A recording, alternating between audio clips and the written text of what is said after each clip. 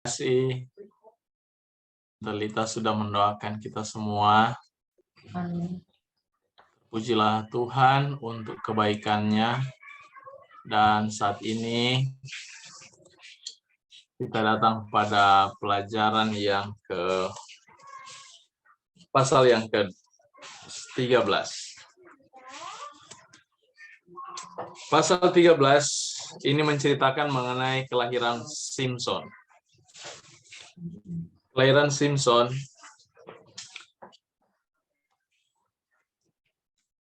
dimulai dengan keadaan orang Israel. Sebenarnya cerita kitab Hakim-Hakim ini, kalau kita lihat siklusnya, kita boleh memperhatikan siklusnya. Saya akan share screen di sini. Ini siklus orang Israel. Ini siklus mereka. Mereka melayani Tuhan, dan mereka jatuh di dalam dosa dan penyembahan berhala. Dan akhirnya karena mereka jatuh dalam dosa dan penyembahan berhala, mereka menjadi budak atau menjadi hamba. Dan ketika mereka sadari kondisi mereka yang sudah dalam keadaan terpuruk, mereka berteriak kepada Tuhan, minta pertolongan Tuhan, dan Tuhan hadirkan seorang hakim bagi mereka untuk menyelamatkan mereka, dan akhirnya orang Israel boleh diselamatkan di sini, dan kembali mereka menyembah Allah lagi, melayani Tuhan, dan mereka jatuh lagi. Ini siklus mereka. Jadi yang ada di dalam cerita kitab Hakim-Hakim, siklusnya tidak jauh beda ya, perjalanan mereka waktu Tuhan pimpin keluar dari Mesir dan pergi ke tanah Kanaan. Begitu tiba di tanah Kanaan, ini siklus mereka. Terbalik-balik seperti ini. Saudara, manusia kalau siklusnya seperti ini, saya mau tanya, kapan dia diselamatkan? Akan pernahkah dia diselamatkan?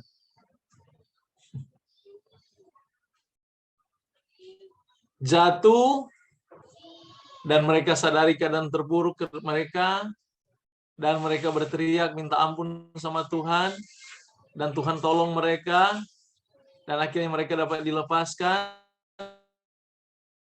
dan mereka jatuh lagi. Saudara, banyak orang Kristen seperti ini. Jatuh dalam dosa, dan ketika mereka memanjakan dosa itu, mereka merasa hilang berkat, mereka rasa susah, mereka mengalami sakit, mereka mengalami penderitaan, dan mengalami semua kesusahan hidup, cemooh, dan segala macam. Dan mereka minta ampun sama Tuhan, mereka bertobat sama Tuhan, dan Tuhan melepaskan mereka, dan juga Tuhan memberikan mereka berkat, dan mereka akhirnya dengan tenang melayani Tuhan. Begitu mereka dalam keadaan tenang, mereka kembali jatuh lagi. Sepertinya siklus ini tidak pernah berhenti dalam satu periode. Ini berputar terus sepanjang generasi-generasi sampai Yesus datang. Mengapa kisah ini diangkat? Jadi kalau kita perhatikan kitab Hakim-Hakim ini, ceritanya sebalik-balik seperti ini. Bolak-balik seperti ini. Ini dalam pasal 13, dia katakan, orang Israel melakukan pula apa yang jahat di mata Tuhan. Sesudah Abdon yang sudah menyelamatkan mereka, Tuhan angkat Abdon untuk menyelamatkan mereka. Mereka rasa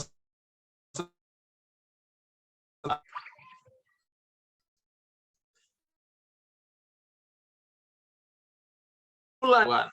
Sebab itu Tuhan menyerahkan mereka ke dalam tangan orang Filistin. Nah, kembali lagi mereka dalam kondisi penindasan oleh orang Filistin. Dan lihat di sini pada waktu itu ada seorang dari Sora, namanya Manoah, istrinya malaikat Tuhan. Di dalam kitab hakim-hakim, semua saudara temukan malaikat Tuhan, saudara jangan katakan itu malaikat. Di sini adalah Yesus. Lebih jelas untuk pernyataan kata malaikat Tuhan adalah Yesus di dalam kitab Hakim-Hakim pasal 13 ini. Coba perhatikan, tolong baca ayat yang mulai dari ayat 16,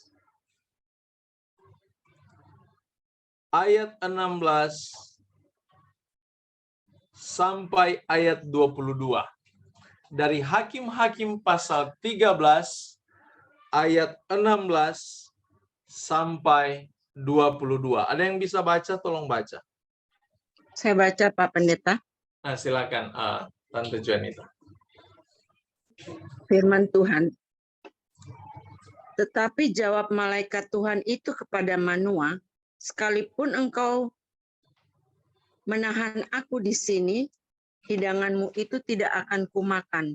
Tetapi jika engkau hendak mengolahnya menjadi korban bakaran, persembahkanlah itu kepada Tuhan.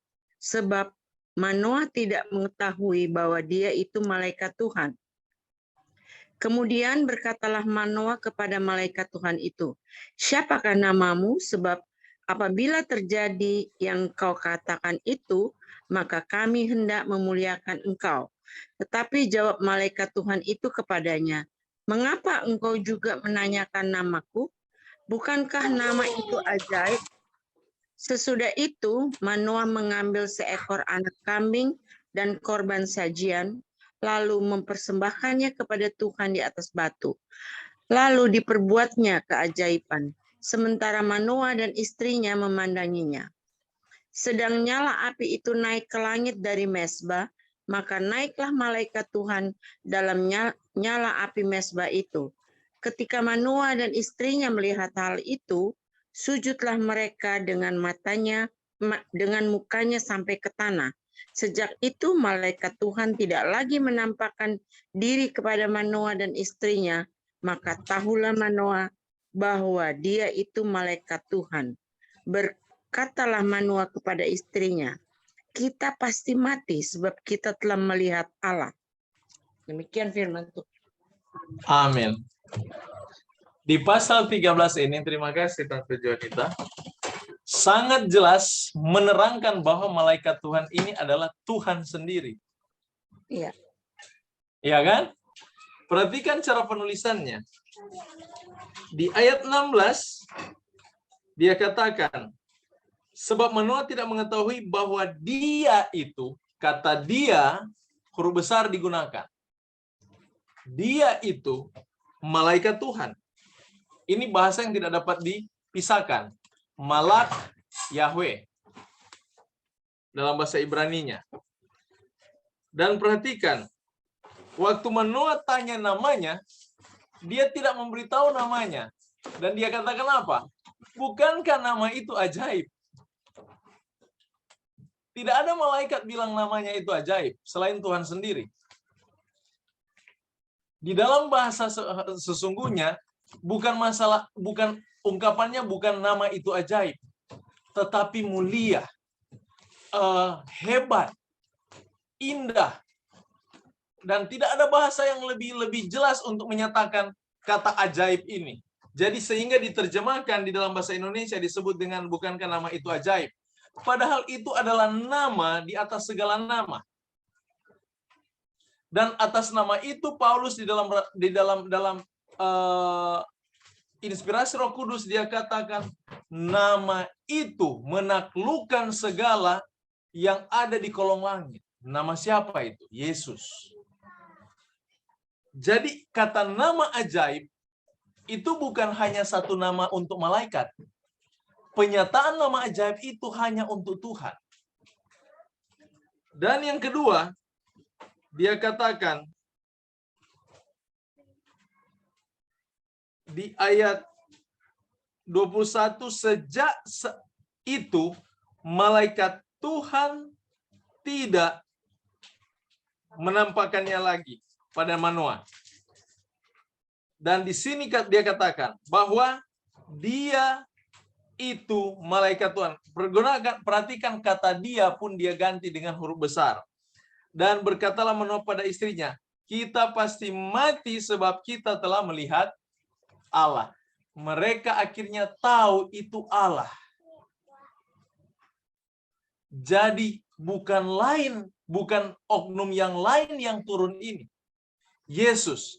Jadi kalau kita perhatikan peristiwa di dalam kitab Hakim-Hakim, semua yang datang itu atas nama malaikat Tuhan yang terlibat dengan para hakim-hakim yang ada di kitab Hakim-Hakim, semua adalah Yesus. Kalau kita sudah dapat kesimpulan bahwa malaikat Tuhan yang terlibat di dalam cerita kitab Hakim-Hakim ini adalah Yesus, maka kita akan dapati bahwa mengapa peran Yesus paling banyak di dalam kitab Hakim-Hakim? Apa yang menyebabkan dia paling banyak berperan, terlibat langsung. Apa yang menyebabkan Yesus terlibat langsung di dalam cerita kitab Hakim-Hakim ini? Yang menyebabkan Tuhan terlibat langsung terhadap orang Israel dalam kitab Hakim-Hakim. Perhatikan kembali ungkapan malaikat kepada bangsa Israel. Di pasal 2 ayat 3. Ada yang bisa baca?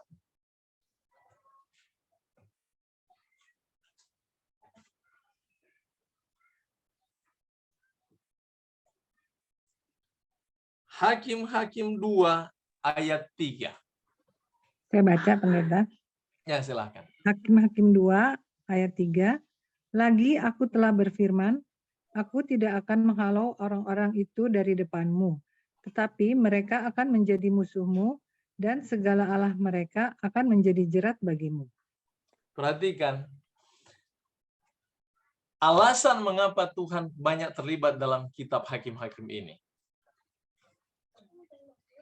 Ungkapan firman-Nya sendiri, dia tidak akan menghalau akan apa? Bangsa-bangsa ini. Dari orang Israel. Dia tidak akan menghalau lagi. Dan ingat, kondisi kitab Hakim-Hakim adalah kondisi di mana manusia berada dalam keadaan. Kondisi di mana umat Tuhan berada di dalam keadaan yang sangat-sangat terpuruk. Kondisi mereka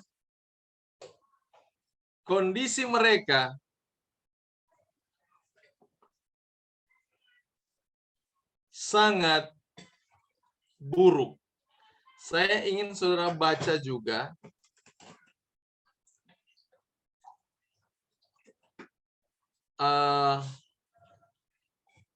di dalam kitab Hakim-Hakim, ini keadaan orang di waktu itu ya. Sebentar saya ambil dulu ayatnya.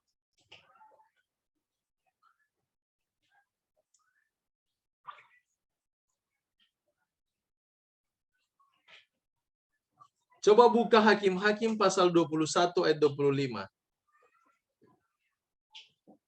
Tolong baca Hakim-Hakim 21 ayat 25. Saya baca ya, Pendeta James. Ya, silakan Ibu. Firman Tuhan ayat 25 Hakim 21, pada zaman itu tidak ada raja di antara orang Israel. Setiap orang berbuat apa yang benar menurut pandangannya sendiri. Demikianlah firman. Ini kondisi manusia di zaman Hakim-Hakim. Ini kondisi umat Tuhan di zaman Hakim-Hakim. Terima kasih Bu Honi. Kondisi cara berpikir mereka Apa yang mereka pandang baik menurut apa? Pandangan mereka sendiri. Jadi ini salah satu alasan mengapa Yesus banyak terlibat aktif kepada mereka. Karena Tuhan sendiri katakan dalam kitab Roma apa? Di mana dosa bertambah, di sana kasih karunia Allah berlimpah-limpah. Itu bukan mengajak saudara lakukan dosa biar Tuhan dekat dengan saudara. Bukan itu maksudnya. Mari kita buat dosa supaya Tuhan dekat dengan kita. Tidak.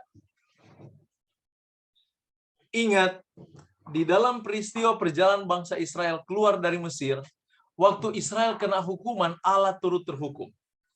Oke, kita mengerti sampai sini. Ini karakter Allah. Di dalam peristiwa hakim-hakim sama.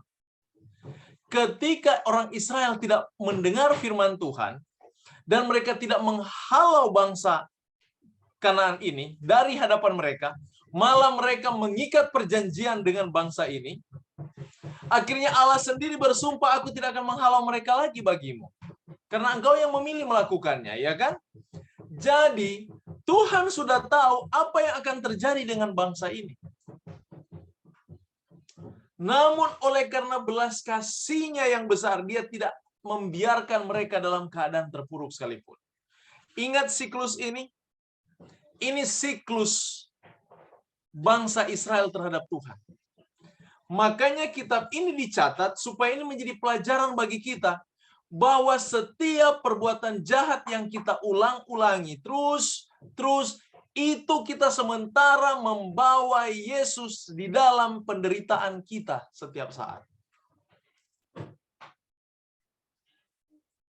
Setiap kita melakukan siklus seperti ini, kita sementara buat satu siklus di mana Yesus diinjak-injak. Karena di mana ada penderitaan, di situ Yesus terlibat. Karena begitu besar kasih-Nya kepada saudara dan saya, Yesus tidak mau melihat kita dalam penderitaan. Walaupun konsekuensi dosa itu kita harus terima di dalam penderitaan itu. Walaupun Tuhan sudah katakan, aku mundur, saya tidak tahan melihat kamu. Tapi ingat, walaupun Tuhan mundur, tetapi Dia tidak sekali-kali tega melihat kita dalam keadaan hancur. Mengapa? Karena namanya yang akan dihina. Makanya di dalam inspirasi Roh Kudus, sering kita baca ayat ini. Kita buka bersama-sama di dalam kitab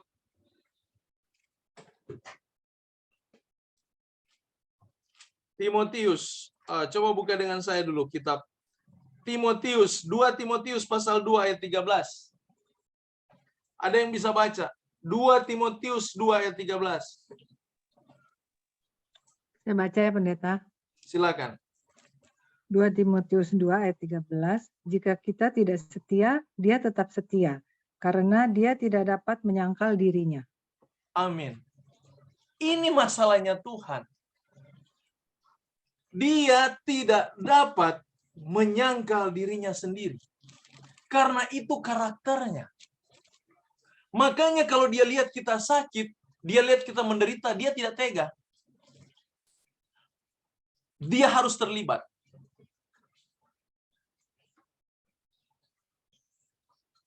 Coba tolong baca Esra 9 ayat 9. Perhatikan pernyataan Esra. Dia sangat mengenal Allahnya. Dan di dalam inspirasi Roh Kudus, dia ungkapkan bahasa ini. Esra 9 ayat 9.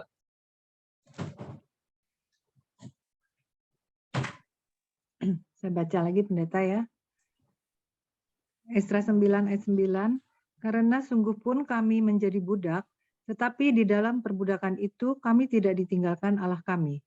Ia membuat kami disayangi oleh raja-raja negeri Persia, sehingga kami mendapat kelegaan untuk membangun rumah Allah kami dan menegakkan kembali reruntuhannya dan diberi tembok pelindung di Yehuda dan di Yerusalem.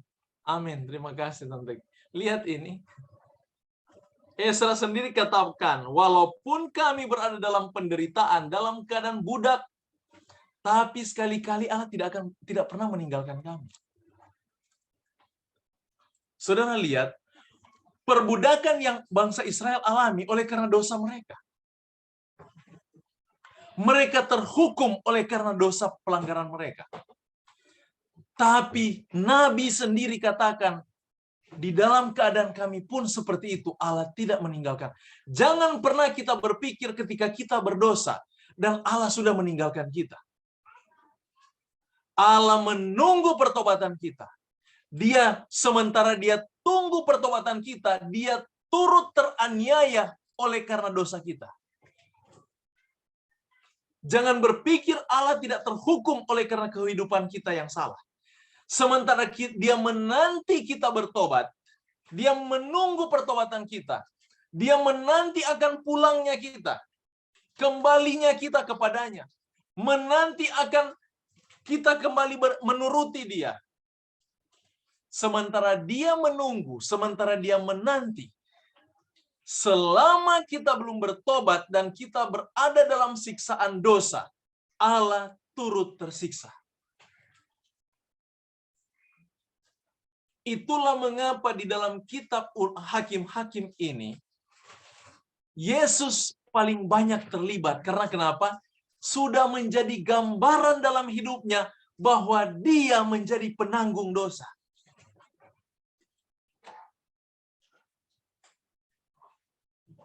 Dan ingat, cerita Hakim-Hakim ini adalah cerita kemurtatan Israel. Ketika mereka masuk tanah Kanaan. Awal kemurtatan mereka. Dan Yesus sudah mulai tersalib dari saat itu. Walaupun secara teologis kita sudah mengerti dari pasal 3 dari kitab Kejadian. Ketika Bapa berfirman, manusia itu sudah menjadi sama seperti salah satu dari kita. Yesus di saat perintah itu keluar di pasal 3 dari kitab Kejadian, Yesus sudah tersalib di sana. Walaupun secara fisik nanti dia tersalib di dalam cerita kitab Injil, tetapi masa penderitaannya sudah berjalan sejak manusia menerima dosa itu. Allah sudah turut tersiksa dengan dosa. Jadi, selama dosa ini masih ada di dalam sejarah dunia, jangan pernah kita berpikir Allah tertawa di sorga. Dia tidak akan pernah tertawa. Dia turut menderita dengan orang-orang yang menderita karena dosa. Selama sejarah dosa belum dihapuskan dari dunia ini, Allah masih dalam pergumulan untuk umat. Allah masih dalam keadaan bergumul untuk umatnya. Makanya ada teman saya, dia katakan, James, saya sementara bergumul. Saya bilang, kembalikan itu. Jangan kamu yang bergumul. Yesus yang bergumul buat kamu. Kamu tugasnya bertobat, bekerja, melayani, perhatikan pekerjaan Tuhan. Itu saja. Jangan kamu yang bergumul, karena pergumulan itu bukan milik kita, Yesus katakan. Dan kalau kita pelajari seksama, kita perhatikan di dalam kitab-kitab ini, banyak pernyataan-pernyataan yang dinyatakan dalam kitab-kitab ini bagaimana Tuhan bergumul dengan manusia dalam dosa. Dan yang paling banyak yang kita boleh perhatikan dalam kitab Hakim-Hakim ini. Makanya di dalam pasal 13 dari kitab Hakim-Hakim, yang paling jelas, yang mengulang-ulangi ungkapan bagaimana Allah akan terlibat. Dan ingat, cerita Simson adalah cerita paling panjang di dalam kitab Hakim-Hakim. Dan tidak heran dari pasal 13 ini, ungkapan mengenai malaikat Tuhan itu yang kita sekarang sudah tahu bahwa itu adalah Yesus. Malak Yahweh, malaikat Tuhan, bukan malaikatnya Tuhan. Itu malaikat Tuhan, dia Tuhan namun dia pembawa kabar. Pembawa kabar baik, itu kata lain dari malaikat. Dia Tuhan tapi dia pembawa kabar baik. Di pasal 13 ini sudah lebih jelas menyatakan siapa dia. Dan dialah Yesus. Aktivitasnya mulai dinyatakan dengan aktivitas si Simson.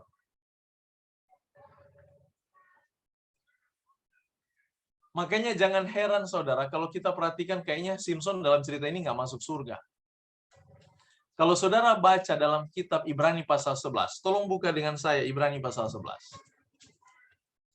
Ibrani pasal 11. Di dalam catatan orang-orang yang beriman, ini adalah catatan-catatan orang-orang yang ke sorga. Ibrani pasal 11 adalah catatan orang-orang yang ke sorga. Orang-orang yang mempertaruhkan iman. Dan salah satu yang masuk dalam catatan ini, di dalam Ibrani pasal 11, ayat yang ke-32. Tolong baca Ibrani 11 ayat 32. Coba tolong baca ayat ini. Perhatikan dari catatan-catatan, mulai dari catatan iman Habel, iman Habel dan iman Henok. Ini orang-orang yang tercatat di sorga. Habel, Henok, siapa lagi? Abraham, Nuh, ya kan? Dan salah satu di ayat 32, coba tolong baca. Silakan. Dan apakah lagi yang harus aku sebut? Sebab aku akan kekurangan waktu apabila aku hendak menceritakan tentang Gideon, Barak, Simson, Yefta, Daud, dan Samuel, dan para nabi. Terima kasih, Pop. Salah satu catatan masuk surga siapa? Simson. Simson. Dicatat namanya sebagai pejuang iman. Kalau kita hanya lihat sekilas, sepertinya Simson ini mati bunuh diri, mana dia masuk surga. Baru catatan rekornya ini tukang selingkuh. Kenapa dia masuk surga? Playboy ini. Tapi di dalam cerita Simson ada hal-hal yang unik yang kita harus mengerti. Saya tidak akan angkat terlalu jauh sehubungan dengan penggunaan katanya, tetapi mari kita perhatikan saja alegori cerita ini. Di dalam cerita Simson, mulai di pasal 13 ayat 25, jadi ada kriteria yang Tuhan Yesus, saya langsung bilang aja ini Tuhan Yesus ya. Dia turun langsung, dia kasih tahu, jangan makan ini, jangan makan itu. Jadi ada aturannya. Dia katakan jangan makan haram. Itu haram artinya yang bukan makanan. Karena ingat, orang Israel di zaman hakim-hakim berbuat segala sesuatu yang mereka anggap baik. Makanya Tuhan perlu ingatkan kembali, hey, di Imamat pasal 11 saya ajarkan kamu jangan makan yang disebut haram atau yang bukan makanan kamu. Dan dia ingatkan kembali karena mengapa orang-orang di zaman ini mereka menganggap semua baik. Apa saja mereka ingin, mereka pikir itu baik, mereka gunakan. Nah, di sini Tuhan amarkan kembali supaya jangan sampai ibu Simson makan yang tidak diperbolehkan. Jadi dia kasih klasifikasi makanan yang boleh dimakan dan tidak boleh dimakan.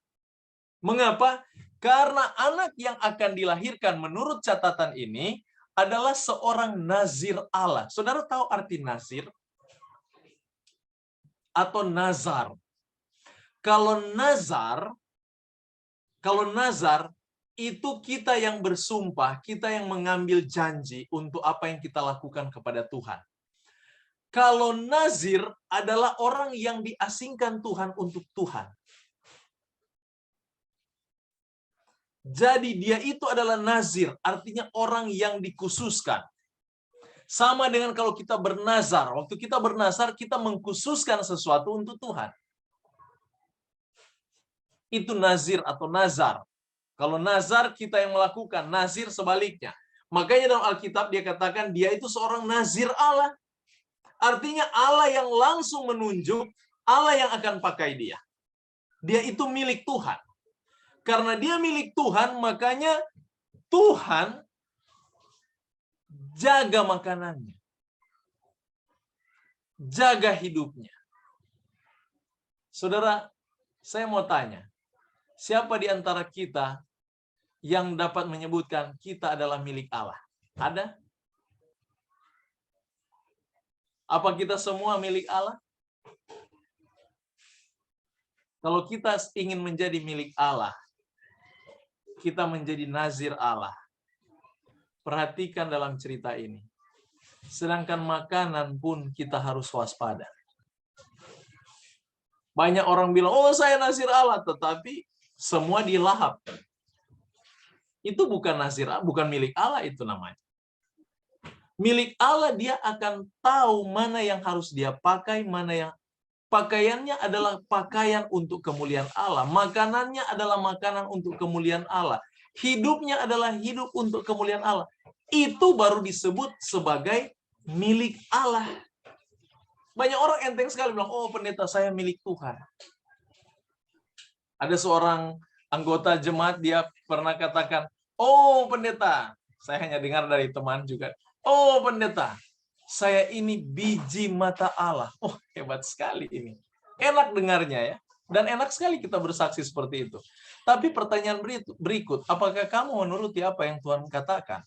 Simpson saja makanannya diatur. Kalau memang mau jadi nazir Allah, menjadi milik Allah, dan memang Tuhan katakan, kamu adalah umatku, umat kesayanganku, biji mata Tuhan. Ingat, hargai ketika Tuhan katakan itu. Kita harus menjaga sama dengan Simpson, disuruh ibunya supaya menjaga makanannya. Karena dia adalah milik Allah. Jaga hidupnya. Demikian karakteristik yang Tuhan tunjukkan kepada umat, kalau dia adalah umat Allah, itu kelihatan dari cara hidupnya. Jangan kita hidup sembrono, makan semau gue, orang Jakarta bilang, tetapi kalau orang Manado bilang, kalau Jakarta bilang makan semau gue. Kalau orang Manado bilang sorodo. Sorodo itu artinya ya itu, makan semau gue.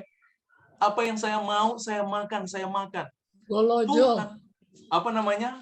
Golojo. Golojo. Ada lagi, gergantang tubir. Gergantang tubir. Ya, Pop. Minta maaf, ini kalau orang Manado banyak sekali istilah. Tubir itu kayak jurang yang nggak ada celah. Itu artinya tubir. Jadi bayangkan kalau kerongkongan kita ini gergantang, mereka bilang, kerongkongan yang tidak ada celah lagi. Jadi masuk semua. Artinya tidak ada batasan. Saudara, umat Tuhan milik Allah, dia punya ketetapan hidup. Dia punya aturan hidup. Itu tanda milik Allah. Itu dinyatakan dalam cerita Simpson ini. Makanya Tuhan atur ibunya, jangan dia sampai makan anggur, malah dengan anggur nggak boleh dimakan. Mengapa? Karena anggur, ingat, landasan cerita ini, apa yang mereka pandang baik, mereka lakukan. Anggur baik, tapi ingat, orang yang hidup di masa hakim-hakim, walaupun itu baik, mereka makan banyak sampai mabuk. Makanya Tuhan batasi. Bukan tidak boleh makan anggur. Tapi Tuhan jaga jangan sampai mereka makan kelebihan dan mereka mabuk. Hilang nasir itu, perjanjiannya hilang. Makanya Tuhan lebih baik jangan makan. Bukan dia katakan anggur itu haram atau anggur itu bukan makanan. Bukan. Tapi dia membatasi jangan sampai mereka. Karena ingat ayat tadi di pasal 21. Apa yang mereka anggap baik dan benar mereka lakukan. Ini sulit, saudara. Makanya Allah harus terlibat langsung di cerita ini. Yesus langsung terlibat. Dia turut menderita dengan kondisi cara berpikir seperti ini. Apa yang mereka anggap baik, mereka hantam. Saudara, coba bayangkan sampai anggur dibatasi. Jadi kalau ibarat kita saat ini ya, yang suka makan durian kan bikin orang mabuk, betul tidak? Mungkin kalau Yesus datang, ada di antara kita akan jadi nasir Allah, ya, contohnya seperti Simson. Kalau dia datang di zaman kita, dia akan larang jangan makan durian. Dia akan bilang itu, jangan makan durian. Kenapa? Kalau orang makan durian, dia lupa. Lupa asal dirinya dari mana. Lupa segalanya. Sampai harga durian yang mahal itu dia nggak rasa lagi itu mahal. Yang penting masuk aja. Sampai mabuk.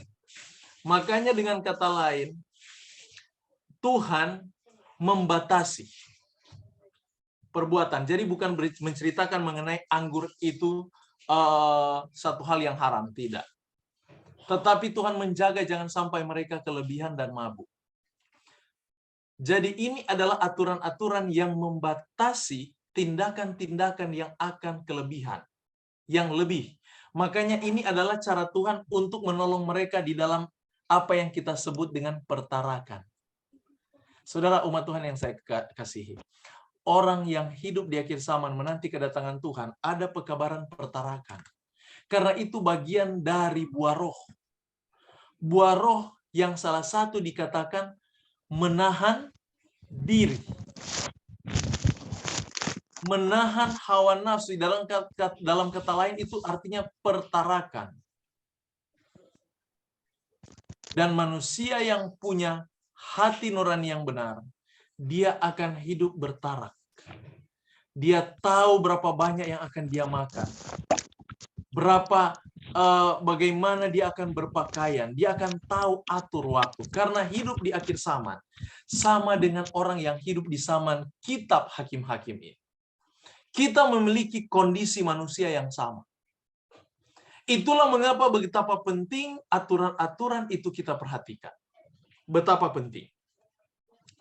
Dan perhatikan di sana, di pasalnya yang ke-14, di pasal 13 ayat 25, coba perhatikan di ayat ini dia katakan, mulailah hatinya digerakkan oleh roh Tuhan di Mahane, dan yang terletak di antara Zora dan Esitaol. Siapa yang menggerakkan hati Simson? Roh Kudus. Roh Allah. Amin. Nah, coba perhatikan. Waktu Tuhan menggerakkan hati Simson di pasal 13 ayat 25, di pasal 14 ayat 1, ungkapan di sana dia tulis begini. Simson pergi ke Timna dan di situ ia melihat seorang gadis Filistin. Dalam bahasa Inggris, saya ambil bahasa Inggrisnya. Saya suka bandingkan, coba perhatikan ini. Dia tulis begini. Then Samson went down to Timna. Went down, bukan went up. Sebenarnya di dalam catatan, letak pasal 14 ini adalah letak awal Simson jatuh. Heran ya. Roh Kudus yang menggerakkan dia, tapi kok dia boleh jatuh? Dia melangkah, bukan melangkah maju, bukan melangkah naik, tapi melangkah turun. Went down. Sama dengan cerita Abraham. Di dalam cerita Abraham, dalam kitab Kejadian ini, pasal 12, kalau saudara buka dengan saya, tolong buka dalam kitab Kejadian pasal 12. Saudara perhatikan di sana. Bahasa Inggrisnya juga menggunakan bahasa yang sama. Dan ingat, di dalam bahasa penggunaan kata went down ini, dalam kondisi ketika orang-orang ini tidak percaya Tuhan. Salah satu di dalam kitab cerita Abraham, dalam kitab Kejadian, pasalnya yang ke-12 ayat 10. Tolong baca pasal 12 ayat 10 kitab Kejadian.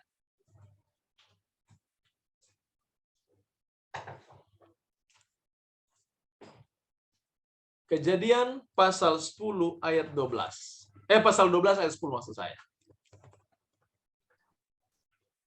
Silakan, Ibu Lita. Ya, baik, saya bacakan. Kejadian 12 pasal 10 ya. Abram di Mesir. Demikianlah firman Tuhan, ketika kelaparan timbul di negeri itu, Pergilah Abram ke Mesir untuk tinggal di situ sebagai orang asing, sebab hebat kelaparan di negeri itu. Amin. Terima kasih, Ibu Lita. Perhatikan ya. Di pasal 12 Tuhan katakan di ayat 1, pergi dari negerimu sanak saudaramu, ya kan? Ke negeri yang akan kutunjukkan padamu. Ayat 2 dia katakan, engkau akan menjadi berkat. Saudara, kalau kita jadi berkat, adakah sesuatu yang kita tanam tidak akan bertumbuh? Tumbuh. Kita jadi berkat loh. Tuhan yang janji. Siapa yang janji? Tuhan. Sekarang, begitu muncul kelaparan, catatan Alkitab, Abraham pergi kemana? Ke Mesir. Dalam catatan Alkitab, dalam bahasa aslinya, terjemahkan bahasa Inggris, dia tulis, and Abram went down into Egypt. Jadi di dalam ungkapan went down atau pergi, dia selalu merujuk kepada kondisi di mana manusia itu sementara turun, bukan naik. Jadi rate imannya bukan sementara naik. Rate imannya sementara turun. Sama dengan cerita Yunus. Waktu Tuhan suruh dia pergi kemana? Ninewe. Dia pergi ke Tarsis, dan perhatikan catatan Alkitab. So he paid the fare thereof. Dia bayar itu and went down into it. Kemana it-nya? It-nya itu Tarsis. Jadi dia pergi ke Tarsis. Went down. Ini kondisi Yunus melarikan diri dari siapa? Tuhan. Jadi catatan went down ini adalah catatan di mana manusia itu sementara meninggalkan Tuhan. Makanya jangan heran, di dalam kitab Hakim-Hakim pasal 13 dia katakan, dia digerakkan oleh Roh Tuhan. Tetapi ingat, manusia punya hak pilih.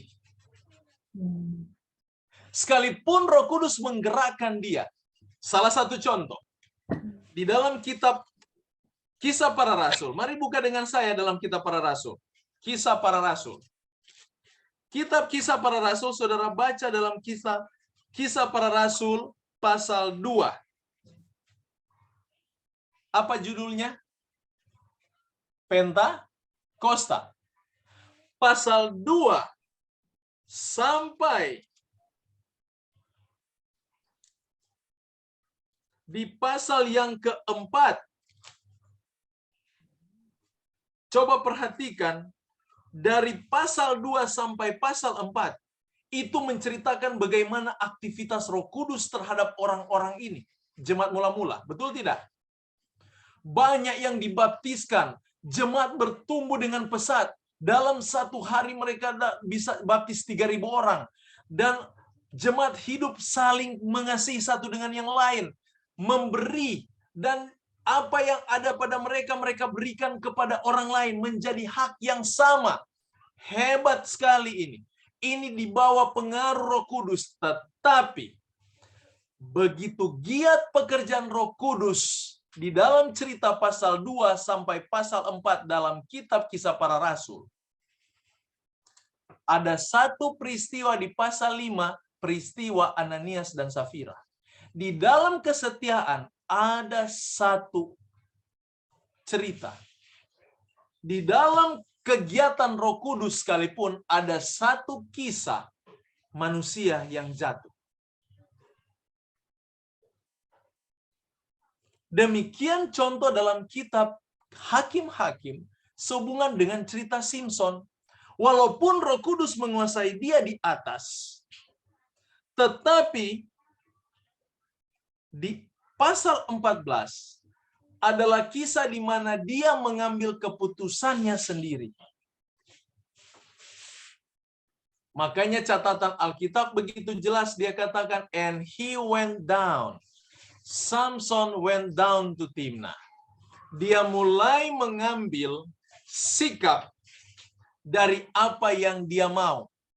Malah di dalam catatan pasal 14, orang tuanya menegur dia. Tidakkah di antara anak-anak perempuan sanak saudaramu atau di antara seluruh bangsa kita seorang perempuan, sehingga engkau pergi mengambil istri orang Filistin? Ada teguran. Apakah kurang perempuan di bangsa kita? Dan kamu ambil perempuan orang Filistin, tapi perhatikan pernyataan Simson di sini. Di ayat 2, ini alasan utama Simson ingin ke Timna, mengambil perempuan. Dia katakan, di Timna aku melihat seorang gadis Filistin. Tolong, ambillah dia menjadi istriku. Kalau dalam bahasa Inggris, dia gunakan bahasa yang lebih jelas. Dia katakan, karena dia baik dalam pandangan mataku. She is right in my sight. Dia baik, dia bagus dalam pandangan mataku. Dan Simson di dalam cerita ini sudah mulai mengambil cara berpikirnya sendiri. Jadi cerita pasal 14 adalah cikal bakal bagaimana Simson mulai tergerak oleh kemauannya, oleh keinginannya. Dan di sini kehancuran demi kehancuran mulai terjadi.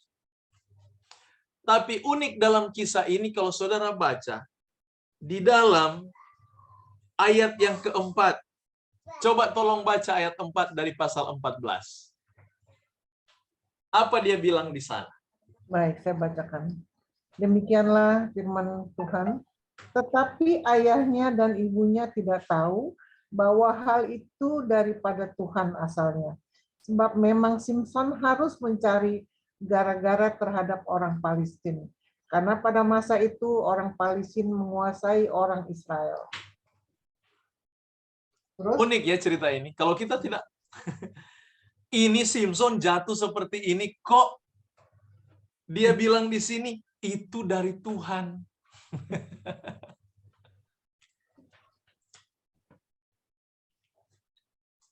Saya suka ada salah seorang komentator Alkitab.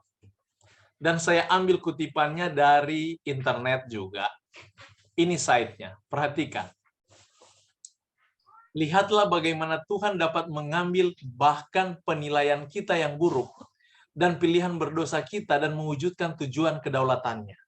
Jadi komentar terhadap ayat ini bukan masalah bukan masalah hanya bergantung dengan rencana Tuhan atau masalah dengan dosanya Simson. Karena atau dengan kata lain Tuhan boleh katakan sepertinya Tuhan ini mentolerir kondisi Simson. Ya kan? Sepertinya atau boleh katakan sepertinya Tuhan ini kompromi dengan dosa Simson. Tapi ingat, saya senang komentar ini. Dia katakan seperti ini. Walaupun di dalam kondisi berdosa,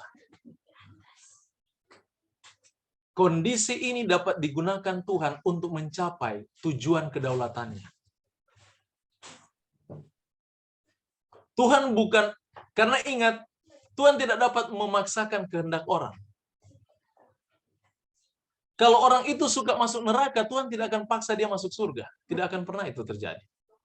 Makanya itu yang sering saya katakan di sini. Jangan sakit hati kalau orang nggak mau datang sama Tuhan. Jangan sakit. Kita cukup berdoa. Karena sekalipun kita mau panggil dia, kalau dia tidak mau. Kita suka dia masuk surga, dia sendiri nggak mau masuk surga. Ada orang cita-cita masuk neraka, ngapain kita mau cari panggil dia masuk surga? Selain kita doakan mereka, tetapi ingat, Tuhan ada satu hal yang tidak dapat dia lakukan. Ada yang tidak dapat Tuhan lakukan adalah kuasa kehendak pribadi itu. Dia tidak dapat menerobos kuasa kehendak ini. Tapi dalam cerita Simson ini kita dapati cara kinerja Tuhan. Kalau dia punya tujuan mulia di depan untuk bangsanya, untuk umatnya, Dia tidak pusingkan orang yang membawa misi ini dalam keadaan berdosa atau dalam keadaan baik. Dia tidak pusing itu. Itu bukan urusan Tuhan. Saudara lihat, bukan di sini kita melihat Allah itu egois, tidak. Tapi kita bisa melihat bagaimana Allah yang penuh kasih, yang dapat melakukan segala sesuatu yang terburuk sekalipun untuk dapat mencapai tujuannya yang terbaik dalam hikmat Allah. Ini salah satu contoh yang dia katakan. Saya lanjut dulu kutipan komentarnya. Dia bilang, dalam merenungkan masa lalu kita tidak boleh putus asa. Tapi bertobat dan minta Tuhan untuk menggunakan kita sekarang dalam situasi yang kita temukan sendiri. Oke, jadi dia katakan, Tuhan tidak mau pusing kalau kita itu baik atau jahat. Tujuan kedaulatan Allah harus tercapai. Hanya adalah sukacita Tuhan kalau kita sadari bahwa kita dalam keadaan salah dan kita bertobat. Tetap mulus perjalanan itu. Oke, dan dia katakan, Tuhan dapat menggunakan kejahatan. Bayangkan ini. Untuk kebaikan yang lebih besar. Contoh, kehidupan Yusuf. Kejahatan kakak-kakaknya digunakan Allah untuk menggunakan Yusuf yang akhirnya menyelamatkan kakak-kakaknya di depan. Saudara lihat itu.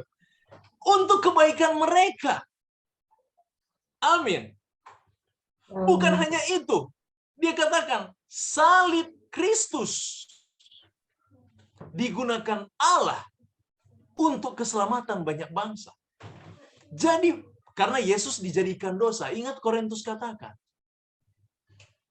Dan kejahatan bangsa Roma, kejahatan orang Yahudi, digunakan Tuhan untuk mencapai tujuan agenda kedaulatan Allah, untuk boleh dapat menyalibkan anaknya. Supaya orang Yahudi pun dapat diselamatkan. Padahal orang Yahudi yang salib dia. Tapi sekarang, orang Yahudi pun dapat diselamatkan kalau mereka bertobat. Saudara lihat, seringkali kita sedih, melihat anak-anak kita dalam kejahatan. Ingat, Tuhan tahu menyelamatkan. Makanya jangan kita menilai pekerjaan Allah dalam cara pandang kita. Karena kita hanya sampai melihat, wah dia sudah jahat. Selesai. Kalau kita sudah menilai Simpson seperti itu, selesai ceritanya. Tapi kita tidak lihat di kitab Ibrani, Simpson masuk catatan ke surga. Kalau kita cuma melihat Simpson sebenarnya kayaknya dia bunuh diri ya. Simpson ini playboy dan macam-macam. Ini kan cenderung manusia suka melihat yang negatifnya. Tapi kita tidak pernah melihat bahwa Allah menggunakan kejahatan mereka ini sekalipun untuk dikembalikan kepada mereka supaya mereka bertobat. Ini hebat. Saya sedikit cerita pengalaman yang boleh saya bagikan di sini. Saudara tahu dulu, saya sempat menyangkal Tuhan. Saya sempat menyangkal Tuhan dan saya tidak percaya Tuhan sama sekali. Tapi Tuhan menggunakan penyembah berhala. Orang mau katakan dukun-dukun yang suka jimat-jimat. Dan dia menggunakan teman saya yang berasal dari gereja setan. Bukan pendeta yang datang melawat saya, saudara. Karena kenapa? Pendeta saya usir. Saya tidak mau pendeta dulu. Saya benci sekali pendeta. Tapi hebatnya Tuhan, dia menjamah hati saya bukan lewat pendeta. Dia gunakan orang-orang penyembah berhala, dukun dan penyembah setan untuk memanggil saya supaya bertobat. Tahu apa yang mereka gunakan? Jadi ceritanya, saya satu kali telan duri ikan. Saya telan duri ikan dan bapak ini yang suka dukun-dukun, dia bilang, James, ambil air di dapur. Saya ambil air dapur, saya pakai air hangat. Dia teriak dari depan, jangan ambil air hangat. Kaget saya, dari mana dia tahu dia ada di depan, saya di belakang. Rumahnya besar. Akhirnya anaknya bantu. Bang, seperti ini. Jadi dia taruh. Sudah bawa saja sama Abah. Panggilnya Abah, karena orang Arab. Sampai depan, Dia baca minuman ini air biasa, air mineral. Sudah James, minum saja. Sementara saya minum, dia tidak mau tatap wajah saya. Dia penuh dengan komat kamit mulutnya. Saya tidak tahu mantra apa yang dia bacakan. Sementara dia komat kamit, saya juga karena ketakutan, ini orang apa? Jadi saya juga berdoa, Tuhan Yesus tolong saya mau minum ini. Hanya demikian doa saya, karena saya tidak panjang-panjang. Selesai ceritanya, dia putar cincinnya. Dan dia katakan, ini sulit orang seperti yang percaya Tuhan. Dan akhirnya dia katakan, Tuhan kamu benar, kembali kamu kepada Tuhan kamu. Itu ungkapan dia. Yang kedua, dari teman saya yang dari gereja setan. Waktu saya tawarkan saya mau ke situ, dan dia tidak ingin, dan sudah tahu, dia datang sama saya, dia katakan, James, Tuhan kamu benar. Kembali ke Tuhan kamu. Dengan kata lain, kedua orang ini digunakan Tuhan untuk memanggil saya pulang. Di sini mata saya terbuka, Tuhan tidak pernah meninggalkan saya. Dia sanggup menggunakan orang jahat sekalipun yang tidak percaya Tuhan untuk memanggil umatnya. Betapa besar kasih Allah. Dan di sini saya mengerti cerita Simpson. Kelihatan Simpson ini orang yang, tetapi ingat, komentar ini saya serang, dia katakan, lihat bagaimana Tuhan dapat mengambil bahkan dalam penilaian kita yang buruk dan pilihan kita yang berdosa, mewujudkan kedaulatan Tuhan. Allah tidak dapat dibatasi dengan apapun. Jangan pikir dosa kita adalah tertinggi dari segala sesuatu. Dia dapat kalahkan dosa. Dia dapat kalahkan dosa. Ini sebenarnya di dalam cerita Hakim-Hakim ini, pasal 14, sudah ada kisah Injil di sana, kabar baik. Amin. Jangan pernah saudara merasa bahwa saudara punya dosa adalah dosa terbesar dan tidak dapat diampuni. Seolah-olah kita sudah tidak dapat diampuni. Aduh, Tuhan, saya sudah terlalu durhaka, Tuhan. Ingat satu hal. Tuhan banyak cara untuk menyelamatkanmu, asal engkau memperhatikan cintanya. Tuhan tidak pernah mengharapkan kasih, cinta yang datang dari manusia yang tidak pernah tahu mencintai. Dosa membuat kita tidak tahu mencintai. Oh Tuhan, saya cinta kamu hari ini, keluar dari gereja maki orang. Oh Tuhan, saya baru perjamuan, berdoa dengan sungguh, makan roti perjamuan, minum anggur sambil menetes air mata. Tuhan, aku berdosa begitu. Minum anggur, makan roti, keluar dia maki saudaranya. Bukan sedikit orang Kristen melakukan hal yang sama. Dia menjelekkan saudara-saudaranya. Ya. Amin. Amin. Saudara lihat itu. Makanya Tuhan tidak pernah mengharapkan cinta dari kita karena kita tidak tahu mencintai. Tetapi di dalam cerita ini Tuhan sementara mengajarkan bahwa Dia ingin menyatakan cintanya supaya cinta yang Dia nyatakan dapat membuat kita mencintai. Makanya orang yang menyerap kasih Allah, dia akan tahu mengasihi orang lain. Di demikian cerita ini diungkapkan. Tuhan di dalam segala kekurangan, Dia dapat menggunakan kekurangan-kekurangan itu untuk mencapai tujuan kasih yang sudah Dia janjikan. Itulah Allah kita. Tuhan sedang bekerja di belakang layar untuk menimbulkan perselisihan antara umatnya dan orang Filistin, kafir yang tidak bersunat. Hidup berdampingan secara damai dengan dunia bukanlah rencana Tuhan bagi umatnya. Dia tidak pernah merancangkan supaya kita hidup damai dengan di atas dunia ini. Tidak. Karena dunia ini adalah musuh Allah. Dia tidak mau manusia, umatnya, tentram di tengah-tengah dunia. Tetapi Dia akan gunakan segala kesukaran dunia ini untuk boleh dapat mencapai tujuan mulia, yaitu keselamatan bagi umat. Itulah Allah kita. Dan kita lanjut dalam cerita ini. Kalau di dalam pasal 14, kalau kita hitung di ayat 7, ayat 10, ya, cerita ini went down terus. Simpson went down terus, jatuh terus. Dan dia melawan dia di pasal 14 juga dia berikan teka-teki, dan di pasal 15 ada cerita bagaimana dia menceritakan, saya singkat saja ceritanya. Ini kesombongan kan yang dia paparkan. Semua cerita ini menyatakan kesombongannya, yang akhirnya keegoisannya terjebak oleh perbuatannya sendiri. Makanya di pasal 16, perhatikan doa Simpson. Dan ini yang menjadi kunci mengapa Simpson masuk catatan orang beriman. Bukan bergantung dari cerita hidupnya yang jatuh bangun, tetapi bergantung kepada pengakuan, kesadaran, dan juga penyerahannya. Perhatikan doa Simpson. Dia katakan begini, di pasal 16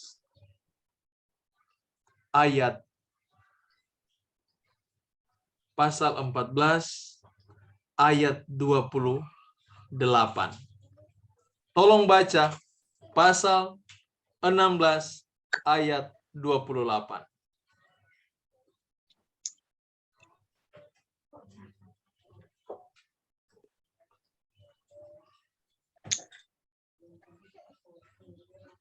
Baik, saya katakan. Demikianlah firman Tuhan. Berserulah Simpson kepada Tuhan, katanya, ya Tuhan Allah, ingatlah kiranya kepadaku dan buatlah aku kuat sekali. Ini saja, ya Allah, supaya dengan satu pembalasan juga kubalaskan kedua mataku itu kepada orang Palestina. Ayat 30 lagi. Ayat 30. Saya mau jelaskan ini lebih rinci. Ayat 30, tolong. Ya, baik. Berkatalah Simpson, biarlah kiranya aku mati bersama-sama orang Palestina ini. Amen. Lalu membungkuklah ia sekuat-kuatnya. Maka rubuhlah rumah itu menimpa raja-raja kota itu, dan seluruh orang banyak yang ada di dalamnya yang mati dibunuhnya. Pada waktu matinya itu lebih banyak daripada yang dibunuhnya pada waktu hidupnya. Amin. Amin. Ingat doa Simpson. Dia katakan, Tuhan, ingatlah kepadaku. Dan dia minta sekali saja, pulihkan dia. Ingat, di dalam cerita ini Simpson sebagai nazir Allah.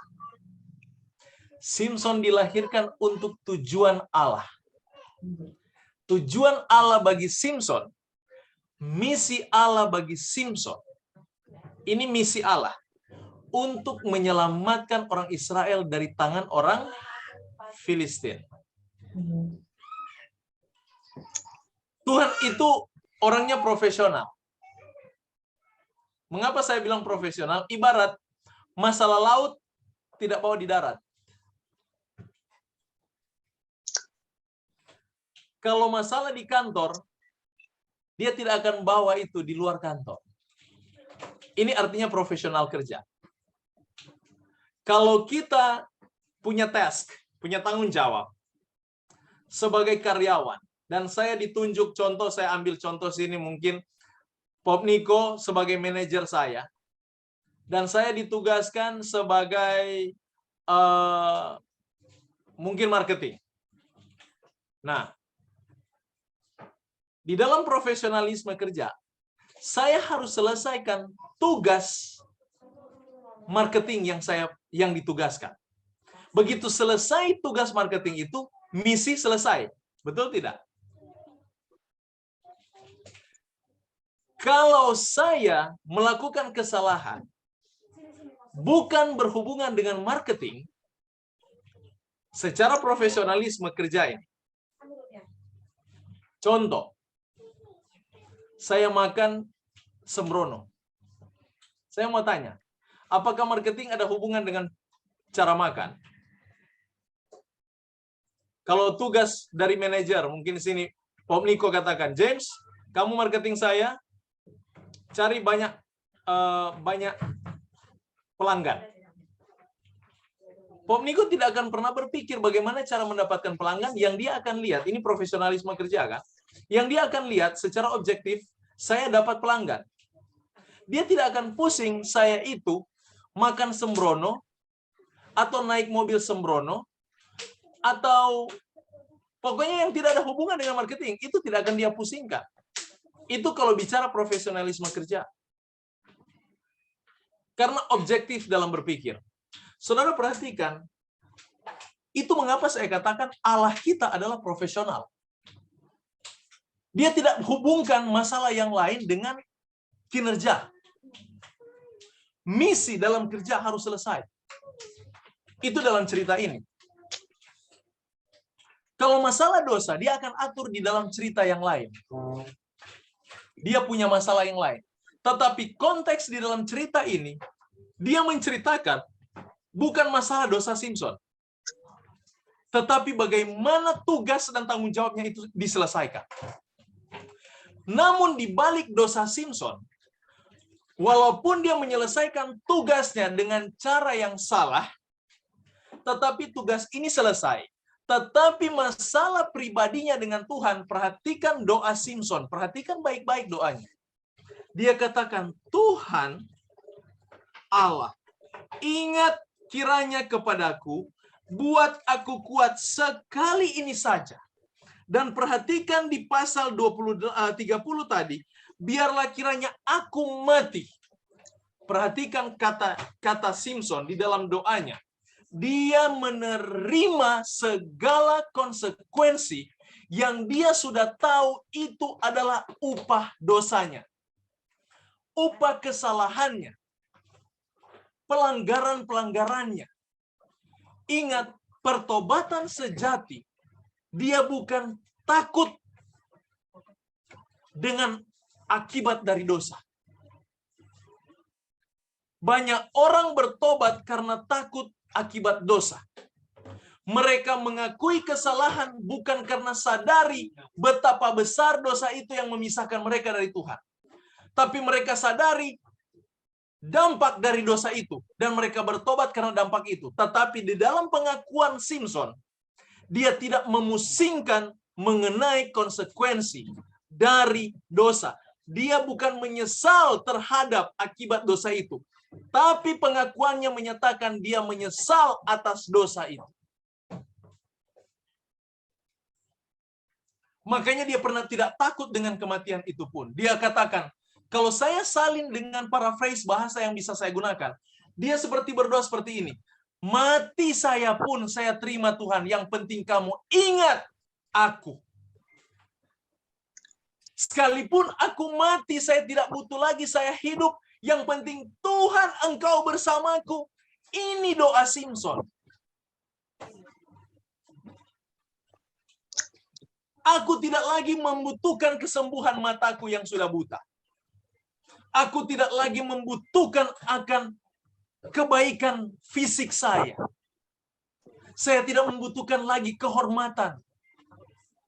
Mati pun saya siap asalkan Tuhan engkau bersamaku. Itu makna doa Simpson. Dan Tuhan sangat mendengar doa seperti ini. Itu adalah doa yang sama orang yang di atas salib. Itu doa terakhirnya. Tuhan, ingatlah akan aku. Simpson katakan, Tuhan, ingatlah aku. Amin. Amin. Karena Tuhan mau. Tuhan mau.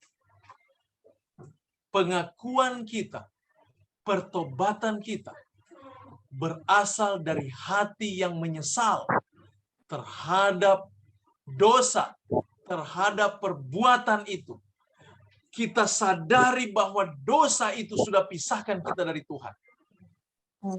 Kita bukan menyesal oleh karena kondisi yang kita alami. Simson tidak menyesal dengan kondisinya, tapi dia menyesal dengan dosa-dosanya. Dan Tuhan mendengar doanya. Itulah jawaban atas Ibrani pasal 11 tadi, di mana Simson masuk dalam catatan orang beriman. Karena demikian hubungan, kata lain dari iman adalah hubungan. Demikian cerita hubungan yang kita jalin dengan Tuhan, di mana kita tidak akan pernah menyesal dengan keadaan apapun yang kita alami. Kalau kita berdosa, kita sesali dosa itu, dan kita minta Tuhan, sertai aku. Aku tidak mau lagi cinta dosa ini lagi. Dan doa Simson dijawab. Allah menjawab doa Simson karena dia lihat ini datang dari hati yang paling dalam. Orang yang di atas salib katakan, Tuhan ingatlah akan aku. Simson di tengah-tengah tiang ini, di tengah-tengah kerumunan orang Filistin, yang dimana misi Allah mereka harus ditumpas. Dia selesaikan misinya, dan juga di waktu yang sama, dia selesaikan akan permasalahan dosanya di hadapan Tuhan. Saudara, ini adalah cerita kasih Allah kepada orang berdosa. Tidak ada batasan bagi mereka yang mau datang dengan penyesalan. Allah tahu menyelamatkan. Jangan kita melihat dengan mata kita yang berdosa, seolah-olah ada orang-orang di luar sana yang tidak dapat diselamatkan karena mereka hidup dalam dosa. Ada masa di mana Tuhan akan panggil mereka. Tapi bagi saudara dan saya yang sudah belajar sejauh ini, jangan kita mengembalikan cerita Simson dalam hidup kita. Kita harus lebih sempurna dari Simson. Kita harus lebih sempurna dari Abraham yang pernah jatuh. Kita harus lebih sempurna dari Musa yang pernah menyangkal Tuhan. Kita harus lebih sempurna dari Petrus yang pernah menyangkal Tuhan.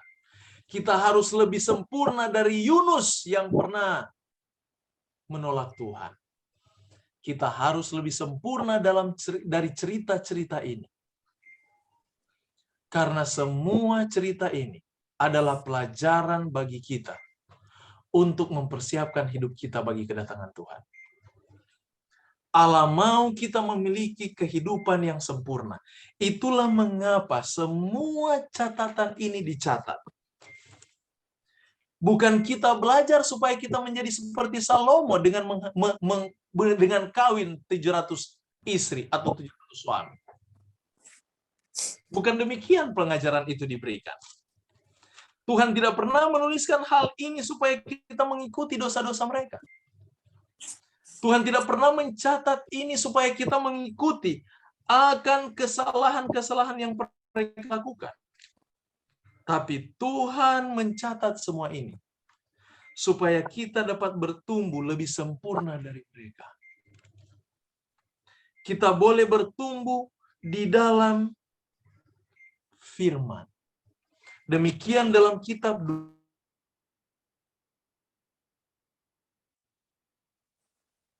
1 ayat 19. Sebagai kesimpulan kita malam hari ini. 2 Petrus 1 ayat 19. Ada yang bisa baca?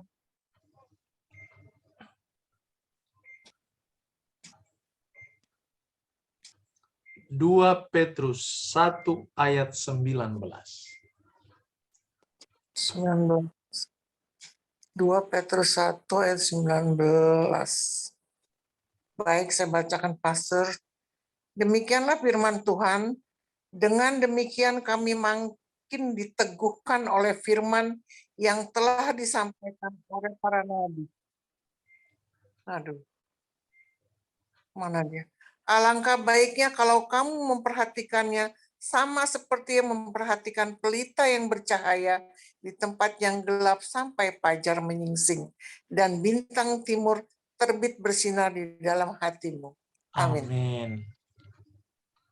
Ayat ini jelas.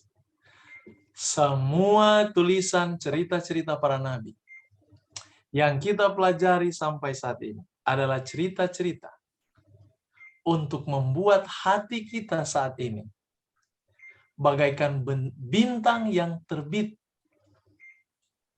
Bintang yang terbit dan bersinar di dalam hati saya, hati kita semua.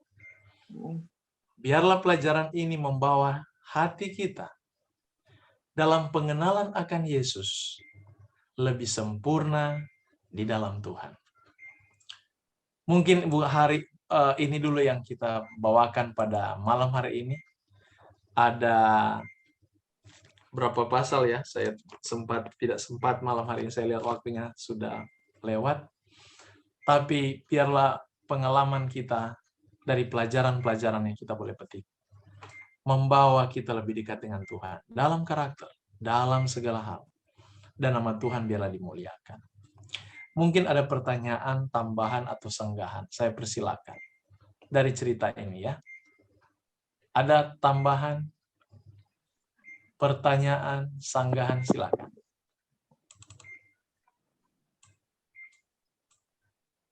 Ada itu dari Bu Fani pendeta di chat. Oh oke. Saya baca ya. Amin. Berarti penderitaan di masa lalu direncanakan Tuhan untuk kebaikan yang lebih besar. Terima kasih. Iya, ungkapan Ibu Fani ini, penderitaan di masa lalu sebenarnya bukan Tuhan rencanakan. Tuhan izinkan. Allah tidak pernah merancangkan kesusahan. Tapi karena kesalahan kita ciptakan kesusahan itu. Tapi oleh karena rahmat Allah, kegagalan yang kita buat itu menjadi alat Tuhan untuk ibaratnya menjadi batu loncatan bagi kita ke depan. Supaya menghasilkan satu keberhasilan yang lebih besar. Tapi sebenarnya, kalaupun kita tidak melakukan kegagalan itu, mungkin Allah akan lebih sempurna dia punya jalan di dalam pencapaian yang lebih besar. Itu yang paling tepat. Kalau kita ikuti. Tapi dalam cerita ini artinya dia sementara gambarkan bahwa Allah tidak gagal. Allah tidak pernah gagal. Kesalahan itu dapat digunakan Tuhan untuk mencapai tujuan yang lebih besar. Terima kasih Ibu Fani. Mungkin itu yang bisa semoga terjawab. Makasih. Baik, pendeta. Ya, silakan. Bagaimana dengan penderitaan yang terima penderitaan itu anak kecil? Kan dia belum tahu melakukan kesalahan. Gimana tuh pendeta? Oke. Sebelum saya jawab, ada tambahan dari Pop Niko. Silakan Pop. Ya, sebab di kata lain, di dalam Yesaya 55 ayat 8, Tuhan sudah mengatakan, rancanganku bukanlah rancanganmu, jalanku bukanlah jalanmu. Jadi memang perbedaan kita dengan Tuhan itu sama sekali berbeda. Kita jangan mengharapkan kita punya filsafat, kita punya cerita, kita punya dasar sama dengan Tuhan punya dasar, beda. Karena rancangan Tuhan itu bukan rancangan kita, berbeda. Terima kasih. Tambahan barangkali. Amin. Terima kasih, Bu. Iya, tepat. Memang kalau kita mau pikirkan rancangan Tuhan, tidak dapat dipikirkan. Makanya Tuhan mau kita surrender, menyerah saja. Ya. Ikuti saja. Karena memang hikmatnya tidak dapat diselami. Luar biasa. Luar biasa. Ini saja dalam cerita ini kita dapati. Ini satu hal yang impossible, satu hal yang tidak mungkin terjadi. Tuhan bisa gunakan satu hal yang gagal untuk mencapai tujuan. Tuhan bisa menggunakan kejahatan sekalipun. Bayangkan. Bukan Tuhan menjadi jahat, tidak. Tapi kejahatan yang diciptakan manusia digunakan Tuhan boleh mencapai untuk keselamatan orang lain. Contoh tadi Yusuf. Banyak contoh di Alkitab. Yesus, orang Babel, orang Mesir menganiaya umat-umat Tuhan, tapi digunakan Tuhan untuk mencapai tujuan keselamatan bagi mereka sendiri. Makanya itulah mengapa Tuhan katakan di dalam gereja itu ada lalang, ada gandum. Sebenarnya Tuhan bukan katakan, karena kamu lihat gelalang, keluar supaya kamu hidup boleh sendiri, keluar dari lalang itu. Tuhan tidak katakan itu. Hidup bersama lalang dengan harapan kemungkinan mereka bisa bertobat. Karena Tuhan akan gunakan saudara di dalam kebenaran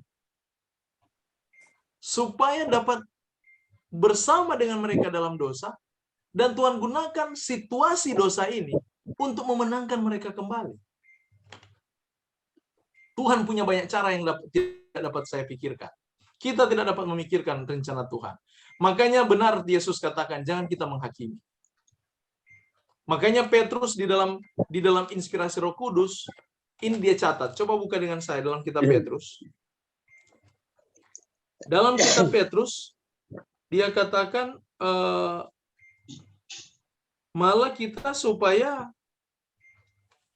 sabar, karena kemungkinan Tuhan belum membinasakan mereka karena Tuhan tunggu untuk keselamatan mereka.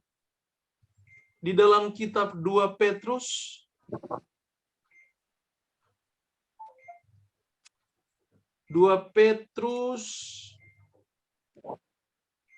pasal 3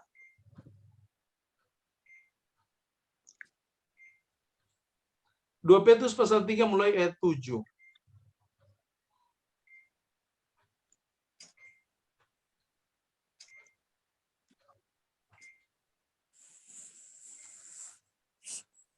Ah, 2 Petrus pasal 2